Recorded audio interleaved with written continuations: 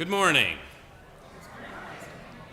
For this month, the gathering hymn is 1003, Where Do We Come From, to fit into the theme of mystery for the month. It's maybe been a bit since we've sung it, but I think most of you are familiar. If you notice, it is got kind of four parts. So let's go through the four parts individually, and then I think they get sung all together, correct? You guys are like, I don't know. We'll see how this goes. All right. So 10-3. So go ahead and if you will, Nikki, play Where Do We Come From, Where Are We Going? We'll play that, and then we'll do the next line, and then the next line, the next line, and then we'll see how this goes. Here we go. Give us the starting act. Here we go. Where do we come from? What are we? Where are we going?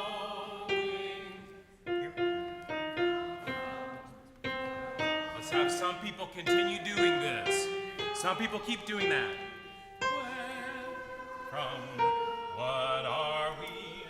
Where are we going? Where do we come from? What are we?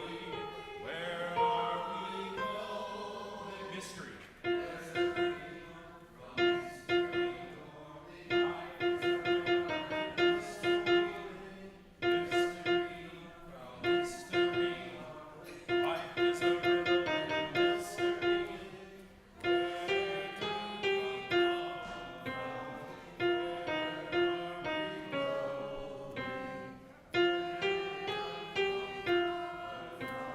Sing one of the parts. Keep going.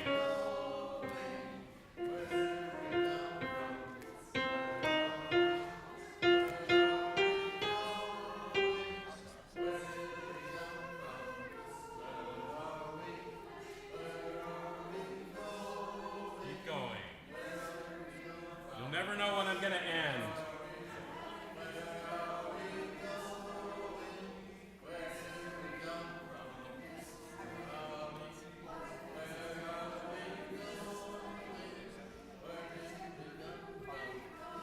Quiet.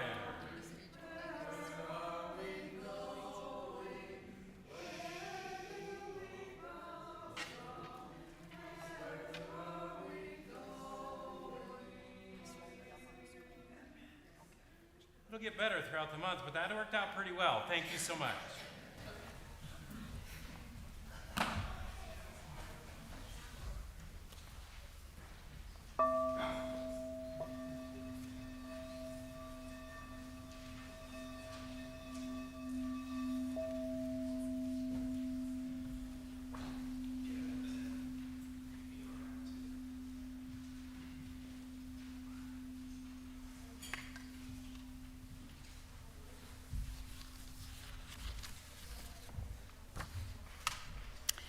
Please join me in the lighting of the chalice.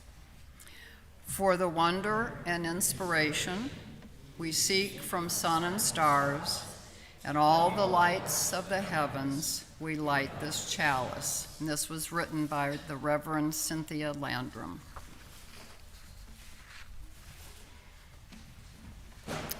Welcome to St. John's Unitarian Universalist Church on this kind of gloomy, but I hope it will be looking better, day of December, first Sunday of December. Take a minute, settle in, take a deep breath as we transition from entering to being in this space. We recognize and we welcome that we are a congregation united in love, even as we are separated in space, and we welcome those in this room as well as those who join us online. My name is Glasscott, and I am today's worship associate. If you are here for the first time or for the 50th time, you are welcome into the sacred space that we together create. As Unitarian Universalists, we are guided not by one particular book or holy text, but rather by the journey we are on together. Each month, we explore one theme and how it applies to our lives and to this journey. This month, we are exploring generosity. Each service you hear this month will touch on that theme in some way.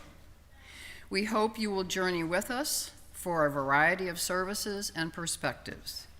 No matter who you are, no matter how you love, you are welcome here in our community.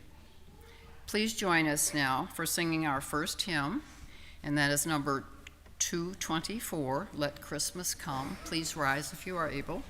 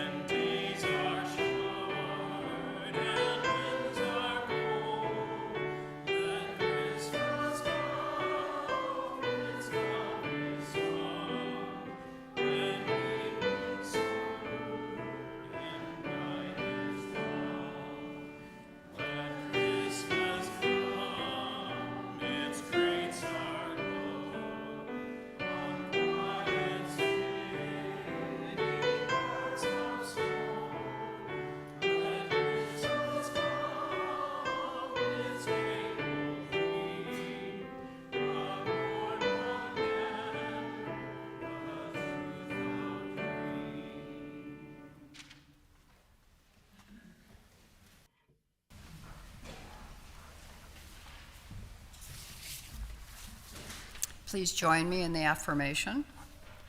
This is the mission of our faith, to teach the fragile art of hospitality, to revere both the critical mind and the generous heart, to prove that diversity need not mean divisiveness, and to witness to all that we must hold the whole world in our hands.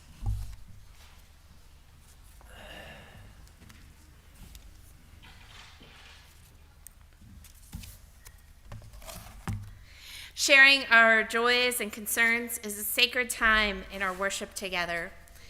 It is a recognition that our whole self matters. The joys, the sorrows, the delights, and even the worries that we bring with us into this space.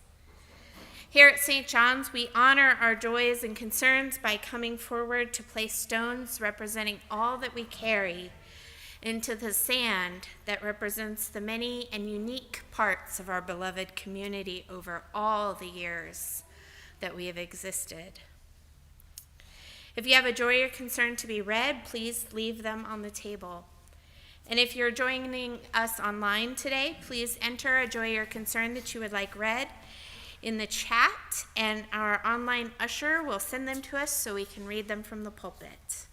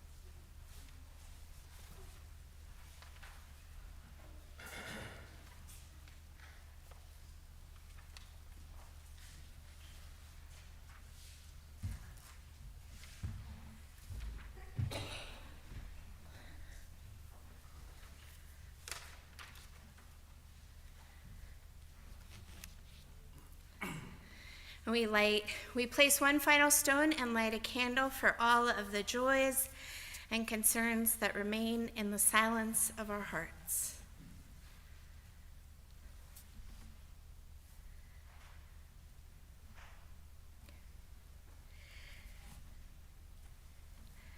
As many of you know, Roberto, our amazing tech person, has turned in his resignation. And so next Sunday will be his last Sunday with us.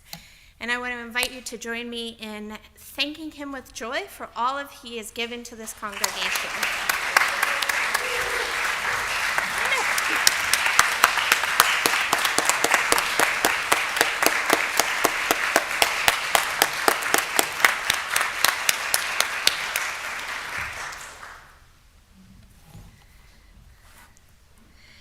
And online from Amanda Toth, we have a joy. She says, the musical I Am In, All Wrapped Up for Christmas, has had 3 amazing performances, with the last one today. I'm hoping to end strong. That sounds wonderful. And that is it for our spoken joys and concerns today. I invite you to move with me into a spirit of prayer or meditation with these words by Reverend Joan Javier Duval. Spirit of life, mother of all, mystery beyond our understanding, here we are, living, breathing creatures with minds that wonder and hearts that feel awe. We face questions that we know we can't answer, and tragedies we know can't be explained. May we find patience in all that is unanswered, and peace in all that we will never understand. Here we are, living, breathing creatures with open minds and tender hearts. May we hold ourselves with gentleness, with all that brings us worry and all that makes our hearts break. May the living, breathing creatures that we are feel the breath of life moving in us and through all things, bringing us into greater union with the mysterious universe of which we are a part. Blessed be. Amen.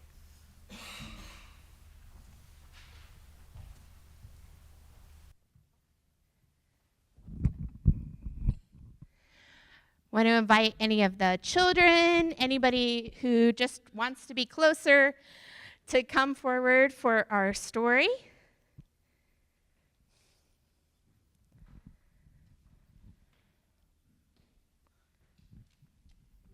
Now, our story today is called The Smuggler, and we don't know who wrote it.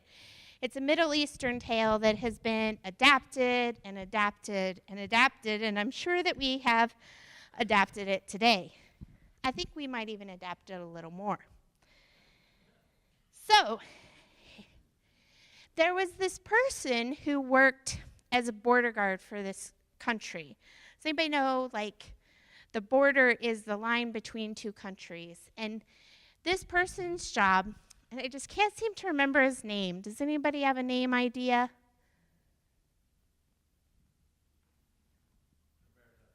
Roberto. How did you know? Roberto worked there for weeks and even a couple of years before he was faced with something he just couldn't figure out. This woman, what was her name? Anybody have any ideas what a good woman's name might be? Anna. That's right. This woman, Anna, she came up and she had a donkey, and on the donkey's back was some hay, and she wanted to come in to sell her hay. And there was something about her. He felt a little suspicious. He thought, she's bringing in something she's not supposed to. And he searched through the hay, but he didn't find anything, so he let her in. And every week this happened. Every week she came up to the border with her donkey and the hay on the back. And he was sure she was bringing something in. She was smuggling something into the city, into the town, the country. And so he searched the hay, and he looked through the hems of her robes, and he patted her pockets. Nothing. And this went on every week for years, until one day he retired. And that was the one thing that just bugged him. What was she sneaking in? He was sure it was something. And he ran into her in the city, and he said, "Listen, Anna, I know that you were sneaking in something all those years. And I'm retired now. I can't get you in trouble, and I wouldn't even if I could, but please, I just need to know, because I've wondered for years. Just tell me, what was it?" And she said, "Well, I don't know what you mean." And it's like, "Please, just let me know." She said, "All right, I'll tell you what I was smuggling." And she got close, and she leaned forward, and she said, "Donkeys."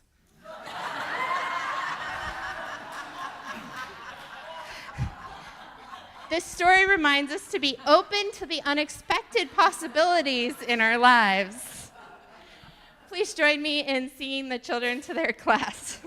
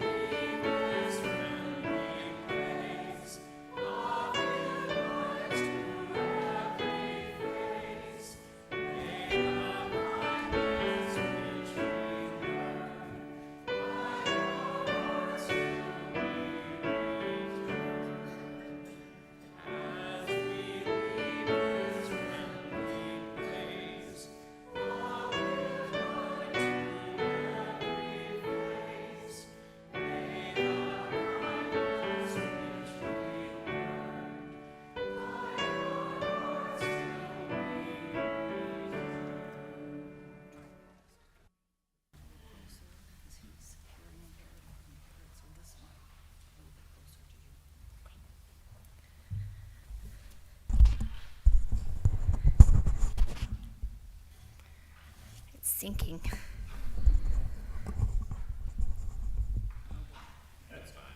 Should never have touched it.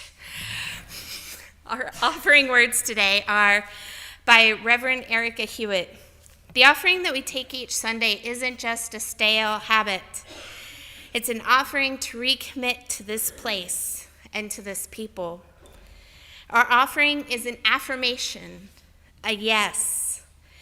When we give, we say yes to something we value.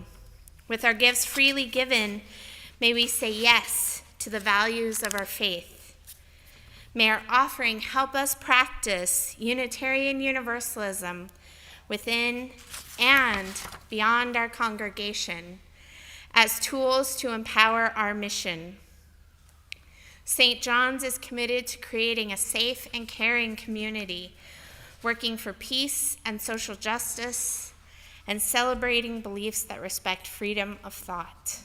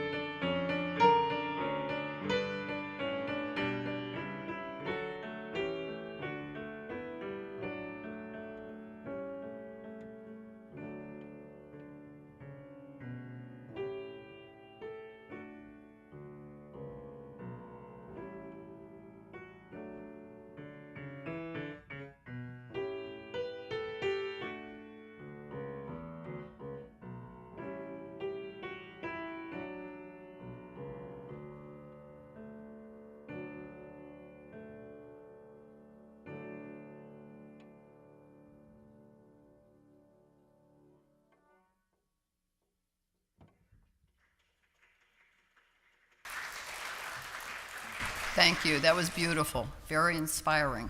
Thank you. Our reading today is called What Song? And it's written by Victoria Safford.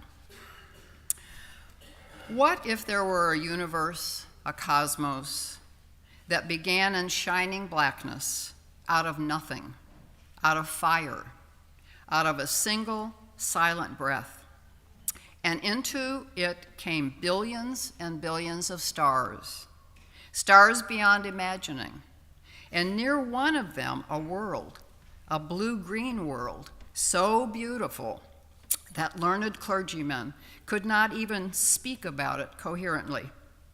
And brilliant scientists, in trying to describe it, began to sound like poets.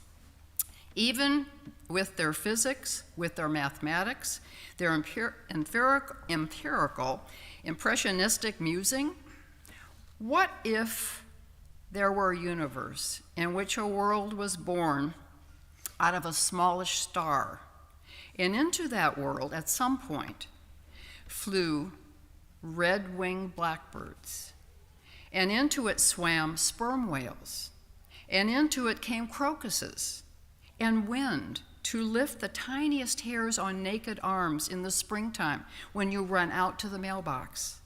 And into it, at some point, came onions out of the soil, and came Mount Everest, and also the coyote we've been seeing in the north woods about a mile from here, just after sunrise in the mornings, when the moon is still full.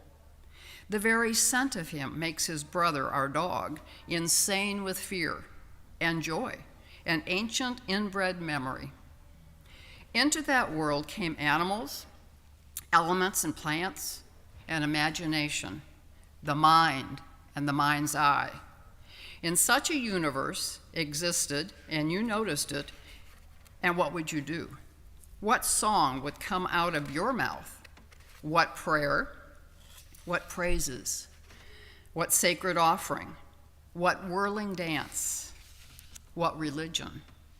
And what reverential gesture would you make to greet that world every single day that you were in it? I'd like you to join us now in number 248, our hymn, We Believe in Christmas. Please stand if you are able.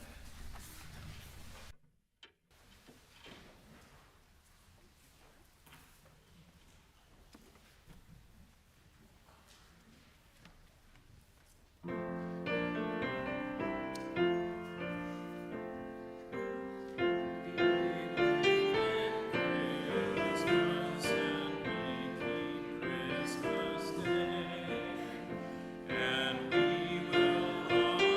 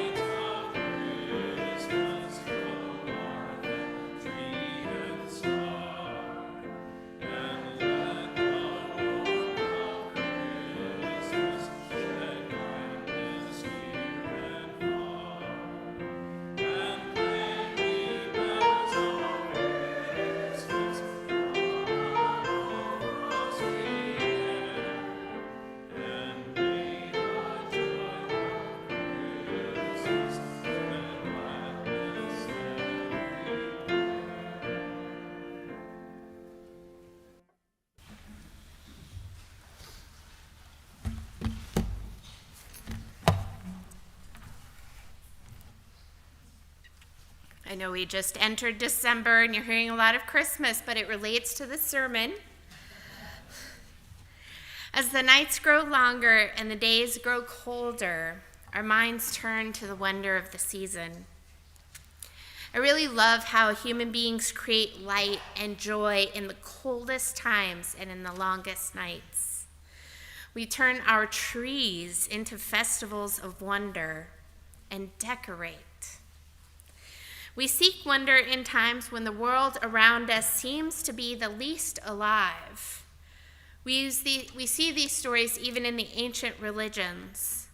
The story of the baby born in a manger to a teenager who was destined to change the world, and indeed, what baby isn't? The tales tell us that a star appeared to mark the miracle of that birth. We also tell the Jewish tale of Hanukkah. After being severely religiously oppressed, the Jewish people rebelled, and when they were able to reclaim the temple, and as a part of the rededication, they lit a menorah to represent knowledge and creation, and they were meant to be kept burning every night. And the people witnessed another miracle. Even though there was only enough untainted oil to keep the candle burning for a day, they continued for 8 nights. And there are stories about Santa Claus in our culture. Historians suggest that all the legends of Santa Claus were based on a bishop who lived in what is now Turkey in 280 AD. And while it's hard to tell how many of the stories and legends around St. Nicholas are historically accurate, I would like to offer the possibility that they have truth, even if they are not factual. And ask me sometime about the legend that St. Nick once got in a fight with an early Unitarian. It's interesting. The legends tell us that St. Nicholas was orphaned and left with quite a lot of money as a young man. So he starts giving it away. He decides to help people. Here is one of the most well-known stories. When the first of his 3 daughters reaches an age where she would typically be married, a man who struggled to feed his family is too poor to provide the dowry required at the time for a woman to marry. The man was unable to provide for his children, and he was afraid he was going to have to sell his oldest daughter. But the story spread around their small town, and one morning the family woke up and a bag of gold was on the floor in front of the fireplace. Delighted, the father was able to provide his oldest daughter with a wedding. A couple years later, when his middle child was old enough to marry, the family woke one morning and there was a bag of gold inside a stocking that had been hung from the fireplace to dry. For those of you who have a tradition of putting an orange or a tangerine inside a stocking, this is where it comes from. The fruits are golden and represent the gold inside the stocking. Determined to find out who his family's benefactor was, when the youngest daughter was old enough to marry, the father stayed up, waiting for a visitor to leave a bag of gold. The father managed to catch St. Nicholas, who asked the father not to tell anyone what he had done.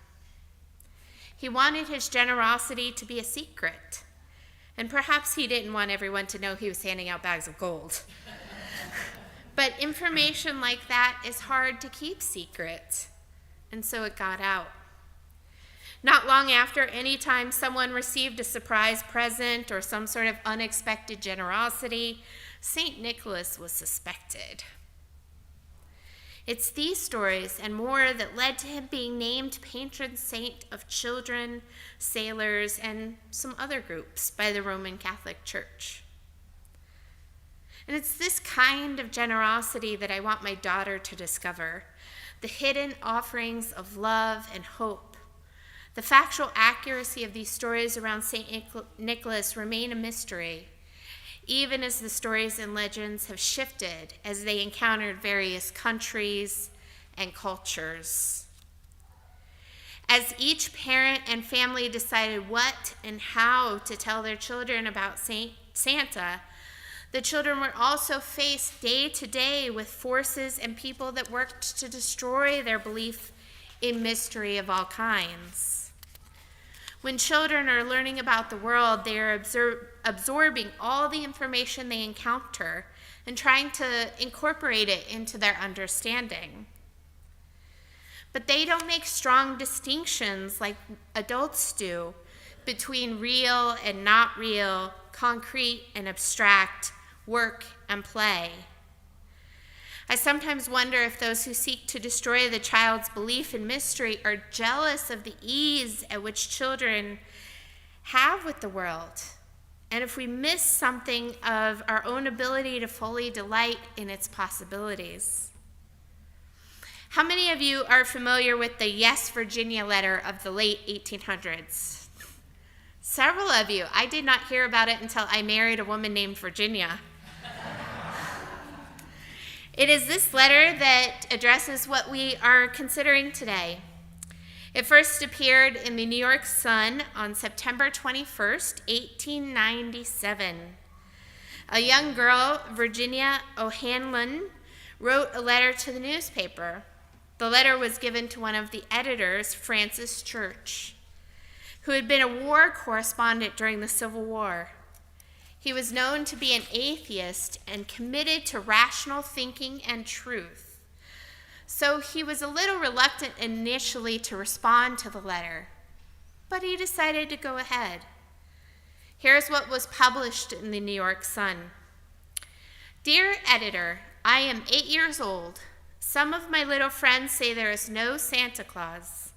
And Papa says, if you see it in the sun, it's so. I know, different time. Please tell me the truth. Is there a Santa Claus? Virginia O'Hanlon, 115 West 95th Street.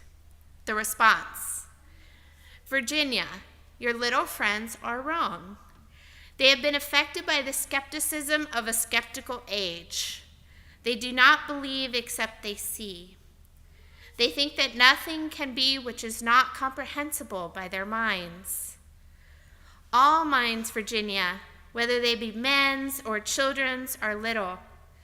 In this great universe of ours, man is mere insect, an ant, in his intellect as compared with the boundless world about him, as measured by the intelligence capable of grasping the whole of truth and knowledge. Yes, Virginia, there is a Santa Claus.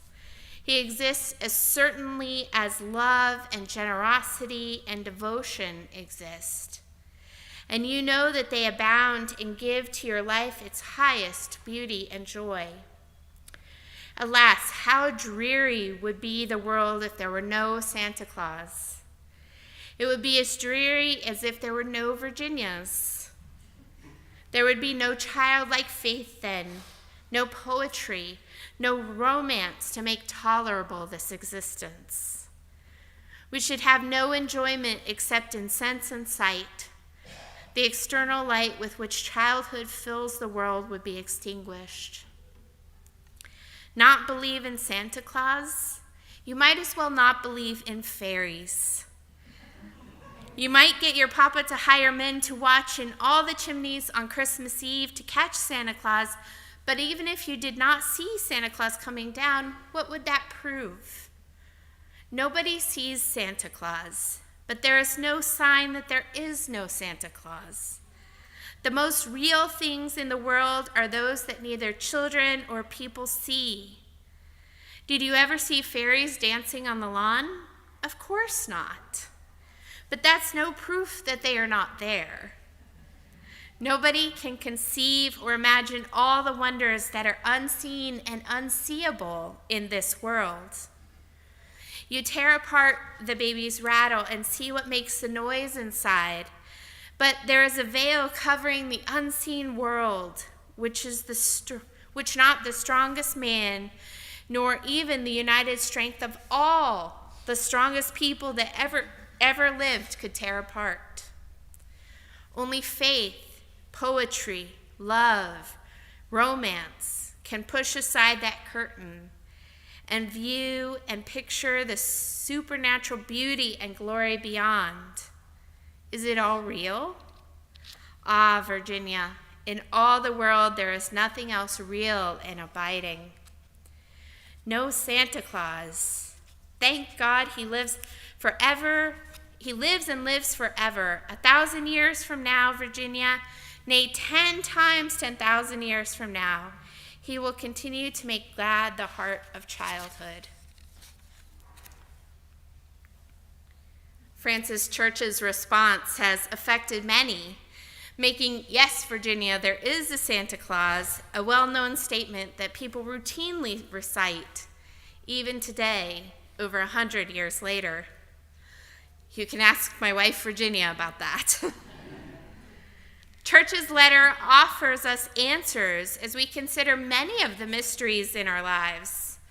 Written 126 years ago, the letter still starts by pointing out that Virginia's friends are affected by skepticism in a skeptical age. Francis Church goes on to challenge Virginia and the rest of us to consider that there are things in this world we cannot understand. There is a wonder and mystery that is beyond our ability to comprehend. This can be a hard one for Unitarian Universalists.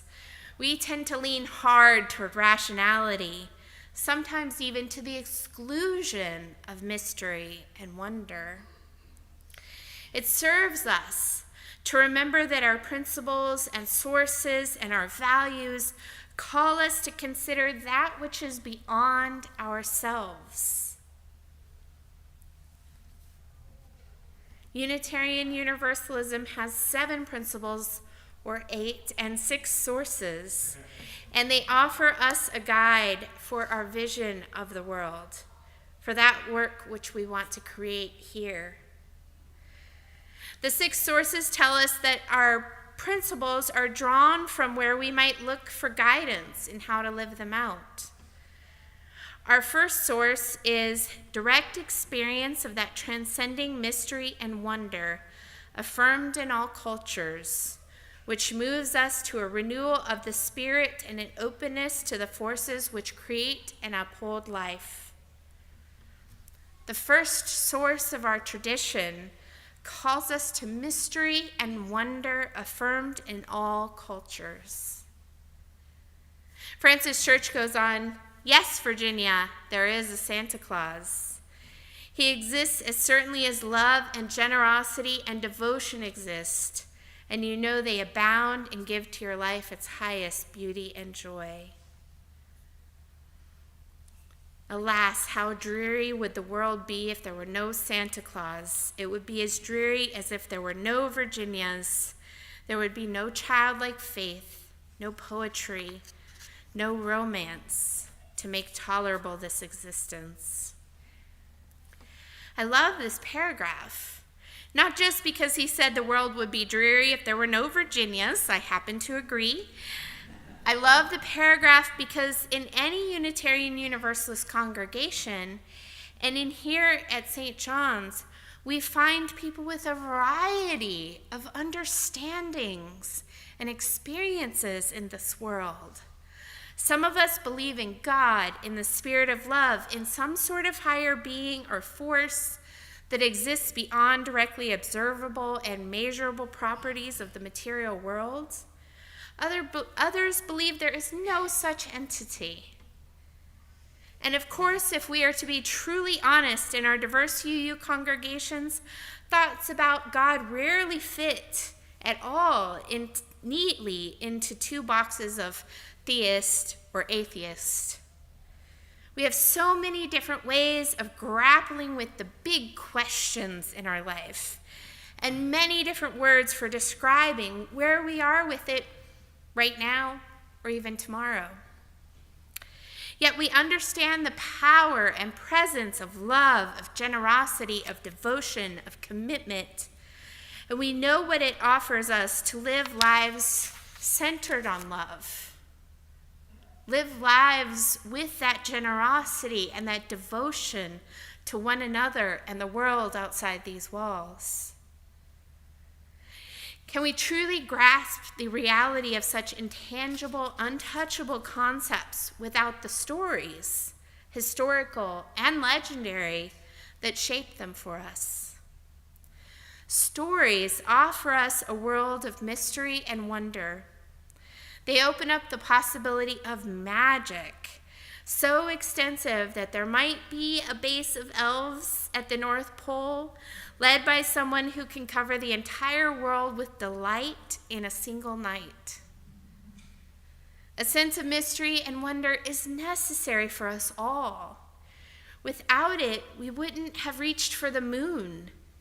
We wouldn't have gone back as we did last year with the Artemis mission. Scientists wouldn't reach for the possibility of new discoveries. Teachers need a sense of mystery and possibility to try again to teach that challenging concept. Preachers too. Without the power of love and mystery, we would find it difficult to reach for hope. Francis Church reinforces this line of thinking when he says a little later in the letter, "The most real things in the world are those that neither children nor men can see."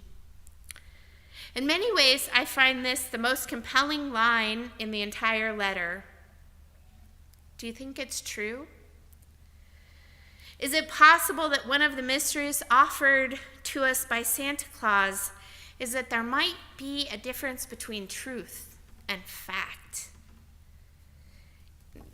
All the political things that came in your head, set that aside. A difference that children have better access to than we do. Is it possible that sometimes truth may be accessible only through, as Church mentions, faith, poetry, love, and romance? We know that there are things about the world that we cannot directly measure or use logical arguments to prove. There is mystery and truth that lies outside of our modern understanding of historical and scientific fact. And honoring this does not negate the value of those facts. As Church says, nobody can conceive or imagine all the wonders that are unseen and unseeable in the world. Our fourth principle, as you use, calls us to a free and responsible search for truth and meaning. This includes a call for us to look for that, to search for what is true, even when it might be beyond our own factual experience of the world. To understand that the transforming power of love, of generosity, the power that faith might have in whatever way you define it. It is the stories, legends, and myths we share that point us to these deeper truths. There are truths I can find in Doctor Who that I may not experience directly in my own life. And for you, perhaps you found them in the Bible or Anne of Green Gables or a favorite book, a legend, a TV show. Is there beauty and glory beyond what we can understand? To quote Church, "Ah, Virginia, in all this world, there is nothing else real and abiding." My beloved spiritual companions, as we enter this holiday season, we invite our children to believe in mystery, in the possibility of something beyond what can be explained by our human understanding of the world. We want it, not just because it gives them access to the power of love, of faith, of generosity, of hope, because it gives us access as well. Yes, Virginia, there is a Santa Claus. May it be so. Blessed be. Amen.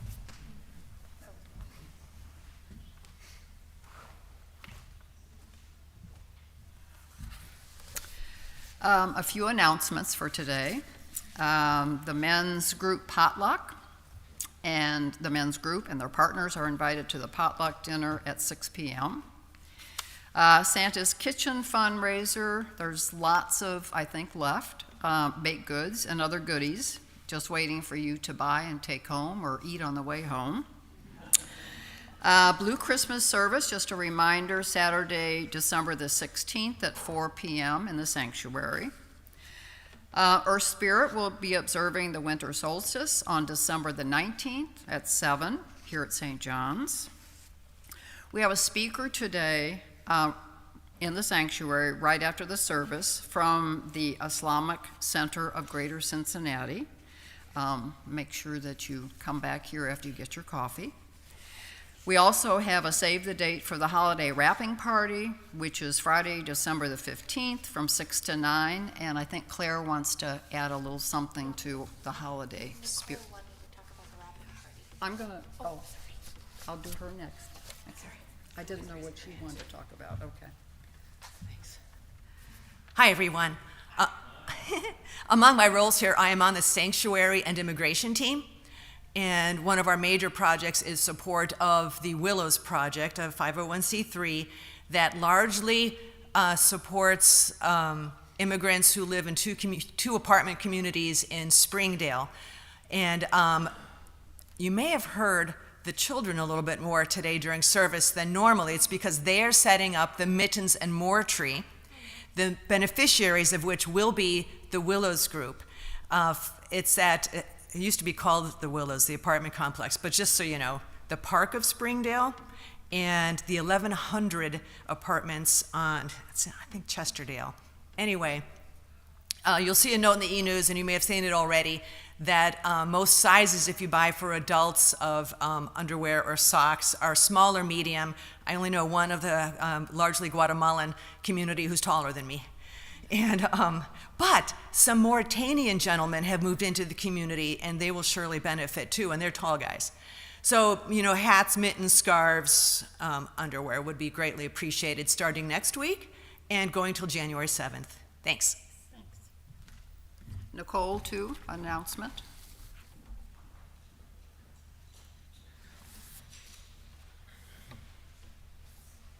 What time is the talk about the Islam? 12:30. 12:30? Sorry. So, who has presents for Christmas or Hanukkah or whatever for this year? Anybody giving presents? Okay. Who loves to wrap the presents? Woohoo! I'm glad there's a few.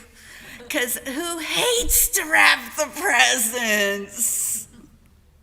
So we have a party every year where those of us, everybody brings their presents, and those of us that hate wrapping presents, we bribe those that do.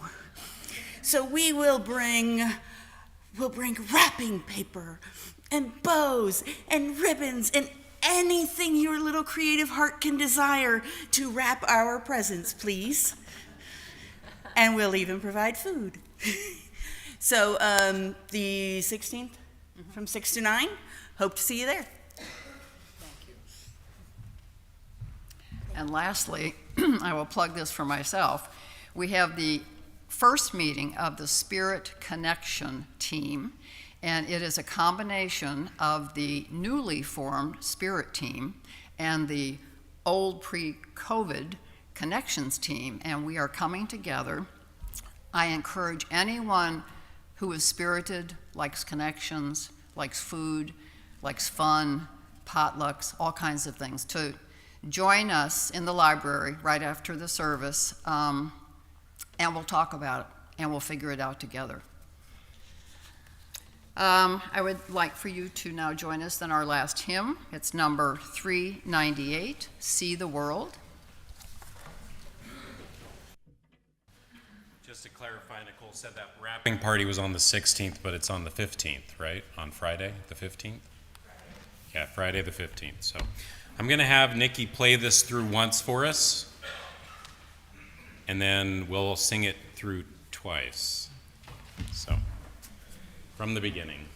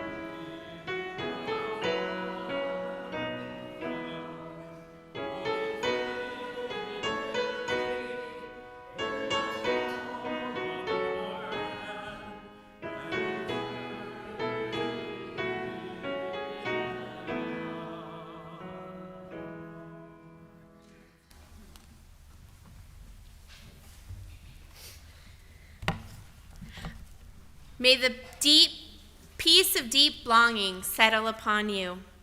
The abundance of life's goodness surround you. The warmth of divine light burn within you. May the light of gentle wisdom guide you. The courage of forgiveness set you free. The wings of gratitude lift you. May your listening deepen, your trust and grace flourish, your joy be unleashed. Beloveds, the mystery envelops you, the wonder embraces you, and the breath of life flows through you always. Go in peace, go in love. Sounds like there's plenty to do.